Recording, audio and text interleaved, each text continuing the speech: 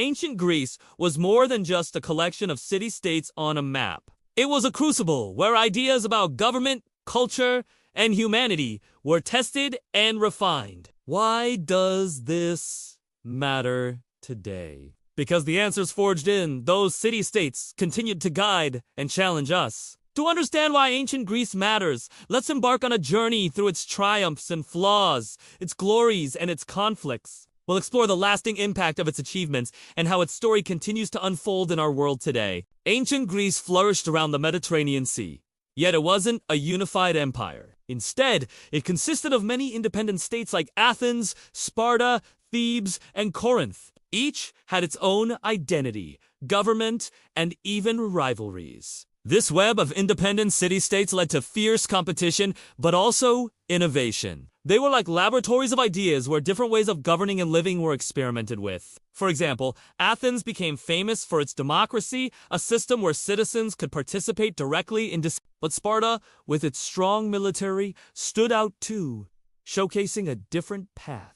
This diversity meant that no single ruler or empire could dominate easily. So when outside threats like the Persians arrived, some city-states joined forces, proving that even in a fragmented world, unity could be achieved. However, this independence often turned neighbors into rivals. Remember the saying, divide and conquer? Well, it worked in reverse. In ancient Greece, two internal conflicts absorbed energy and resources that could have been used to face external threats. Unity was achieved sometimes, like against the Persians. But overall, Greece was too fragmented to wield its collective power fully. One of the most iconic features of ancient Greece is the belief in a pantheon of gods and goddesses. Imagine a sky full of powerful beings like Zeus, Poseidon, Hades, Athena, and Apollo, each ruling over various aspects of life. The Greeks believed these deities lived on Mount Olympus and were deeply involved in human affairs. But unlike some other cultures, the Greek gods were not distant and untouchable. They were portrayed with human emotions, flaws, and desires, making them relatable in a way. Now, these gods weren't always benevolent. They could be vengeful, jealous, and even downright cruel. You can see this in myths like the story of Icarus, who dared to fly too close to the sun and was punished with a tragic fall. These stories weren't just tales to scare children. They were attempts to explain the world, natural disasters, for example, or to teach moral lessons. The Greeks took their religion very seriously, celebrating their gods through festivals and sacrifices. Places like the Oracle of Delphi became important centers where people went to seek guidance from the gods. Religion wasn't just a set of beliefs. It was woven into everyday life. However, as knowledge grew and philosophical thinking spread, some started questioning religious beliefs. This questioning didn't always lead to conflict, but when it did, it could be intense. In Athens, the famous philosopher Socrates was put to death for challenging traditional beliefs and values. In ancient Greece, the arts flourished like nowhere else. Picture this: magnificent temples adorned with sculptures, plays performed in grand theaters, and epic poems that celebrated heroes and gods. But what made these creations special was the mindset behind them. The Greeks weren't just creating art for decoration or spectacle, they were using it to express deep ideas and emotions. Sculptures weren't just statues, they were meant to capture the ideal form and beauty. Plays weren't just performances, they were explorations of the human condition. And poetry wasn't just words, it was a way to understand the world and one's place in it.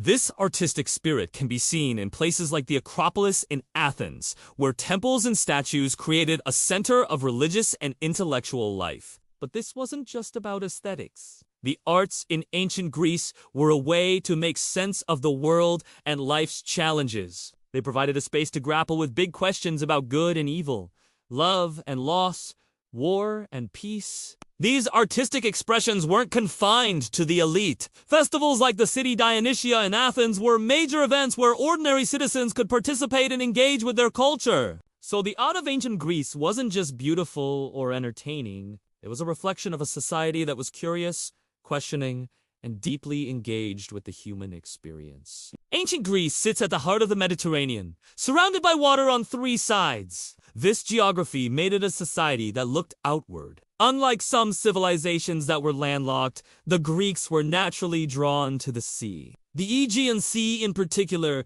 became a highway for trade and exploration. This maritime lifestyle led to one of Greece's greatest achievements, its navy. The Greeks developed ships that were not just bigger and stronger, but also faster and more maneuverable. The trireme, a warship with 3 levels of oars, became famous for its speed and power. This naval supremacy allowed the Greeks to control trade routes, establish colonies, and project their influence far beyond their shores. They explored and colonized many regions, including parts of Asia Minor, the Black Sea coast, and southern Italy. But this love for the sea wasn't just about conquest or trade. It was also about understanding the world. Many Greeks were fascinated by navigation, astronomy, and geography. They charted coastlines, studied stars, and mapped winds, all to better understand and traverse the seas. This spirit of discovery blended well with their philosophical side. Greeks like Anaximander, who tried to understand the origins of the universe,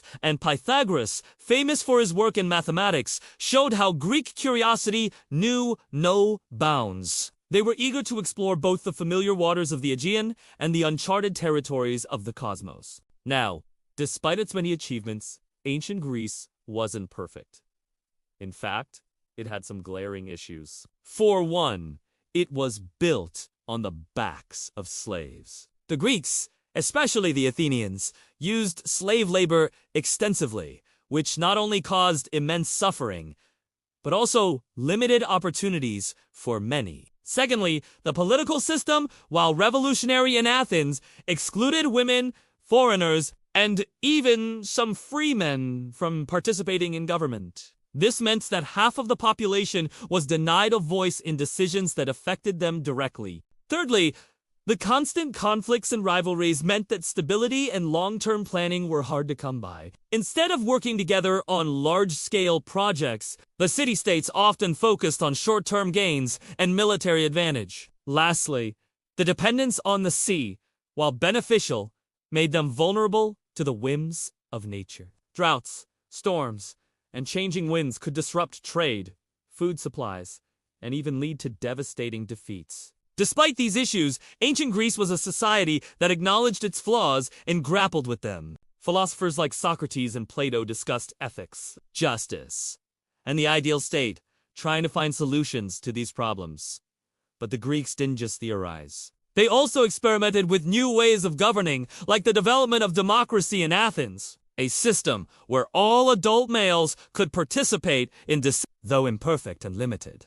This was a bold step towards equality and inclusion. Today, when we look back on ancient Greece, we often focus on its achievements, democracy, art, philosophy, and its contributions to knowledge. But it's crucial to remember that this was a civilization with its share of problems, a reflection of the complexities of human society. Ancient Greece matters because it reminds us that greatness isn't about perfection, but progress. It was a society that strived to do better, to explore, to question, and to create. The lasting impact of ancient Greece echoes in our world today. Its ideas and achievements continue to shape how we govern, how we think, and how we express ourselves. But perhaps what matters most is the spirit of ancient Greece. The insatiable curiosity, the pursuit of knowledge, and the belief in the power of human thought and action. As we explore the wonders of ancient Greece, let us also remember